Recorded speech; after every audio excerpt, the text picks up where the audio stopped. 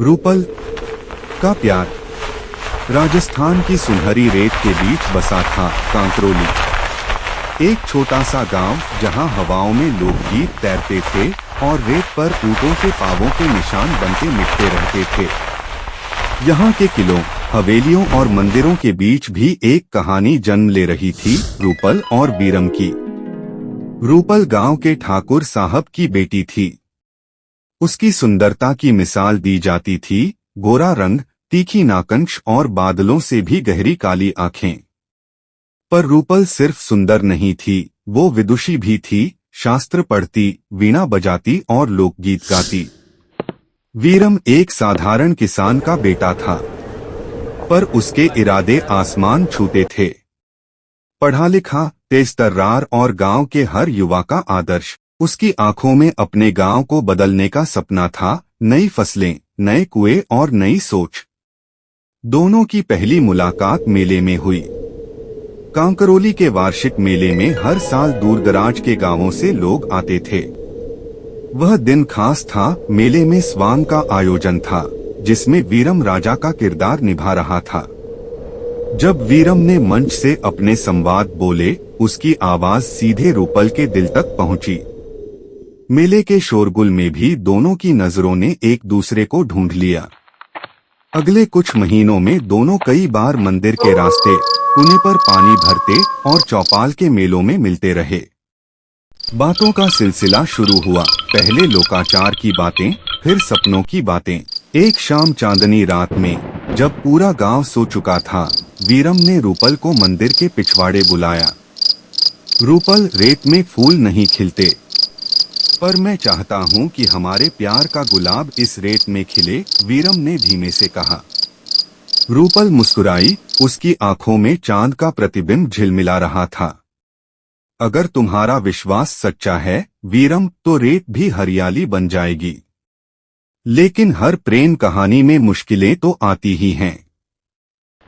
ठाकुर साहब को जब इस प्रेम की भनक लगी, तो वे आग बबूला हो गए। एक किसान का बेटा मेरी बेटी का हाथ मांगे, यह मेरी शान के खिलाफ है, उन्होंने गरजते हुए कहा। रूपल को महल में नजरबंद कर दिया गया। वीरम के परिवार पर तरह तरह के प्रतिबंध लगाए गए। गांव वालों ने भी दूरी बना ली। अब रेत गर्म थी और हवाएं तलवार जैसी चलने लगी थीं। वीरम ने हार नहीं मानी। उसने गांव के बुजुर्गों की पंचायत बुलाई।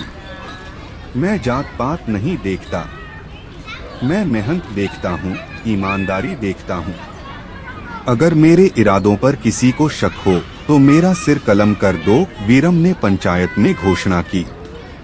उसकी सच्चाई ने गांव के कई लोगों का दिल जीत लिया। कुछ बुजुर्गों ने ठाकुर साहब से बात की, लेकिन ठाकुर साहब अड़िग रहे, उनके लिए मान सम्मान सब कुछ था। रूपल ने भी हार नहीं मानी। उसने महल की दीवारों के भीतर से अपनी आवाज बुलंद की, पत्र लिखे, गीतों के जरिए अपनी भावनाएं गांव तक पहुंचाई। एक रात जब आसमान में आंधी उठी थी, रूपल ने महल से भागने का फैसला किया। वो अपने विश्वास के सहारे अंधेरी गलियों से निकलकर वीरम तक पहुंची। वीरम पहले से तैयार था। उसने अपने सबसे करीबी दोस्तों के साथ एक योजना बनाई थी। वे दोनों चुपचाप गांव छोड़कर पास के एक पुराने मंदिर में पहुंचे। वहां गांव के कुछ सच्चे दिलों ने मिलकर उनका विवाह संपन्न कराया। रूपल और वीरम ने अग्नि के साथ फेरे लिए, गवाह थी सिर्फ रेत, हवाएं और सितारे।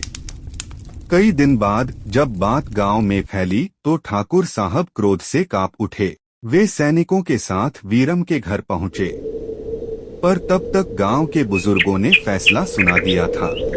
जब दो दिलों ने सच्चे प्रेम से बंधन बांध लिया है, तो समाज को उनका साथ देना चाहिए। ठाकुर साहब की आंखों में पहली बार पश्चाताप की हल्की सी परछाई आई। उनकी बेटी की आंखों की चमक, उसका आत्मविश्वास देखकर उनका कठोर हृदय भी पिघलने लगा। समय के साथ वीरम और रूपल ने कांकरोली में कई बदलाव किए। उन्होंने कुएं खुदवाए, पाठशालाएं खुलवाईं और महिलाओं को शिक्षा का अधिकार दिलाया। रूपल अब केवल ठाकुर साहब की बेटी नहीं थी, वह पूरे गांव की प्रेरणा बन गई थी। वीरम और रूपल की प्रेम कहानी उनकी मेहनत और संघर्ष का फल थी, एक नया समृद्ध कांकरोली। आज भी अगर आप कांकरोली जाएं, तो वहां के सबसे बड़े कुएं के पास एक पत्थर पर उकेरे हुए शब्द पढ़ सकते हैं। जहां प्यार सच्चा हो, वहां रेत भी गुलाब उगा देती है। रूपल और वीरम कहते हैं, चांदनी रातों में जब हवाएं चलती हैं, तो वीणा की मीठी धुनें और वीरम की पुकार उस रेत में गूंजती हैं। एक प्रेम जो कभी मरा नहीं, सिर्फ इतिहास बन गया।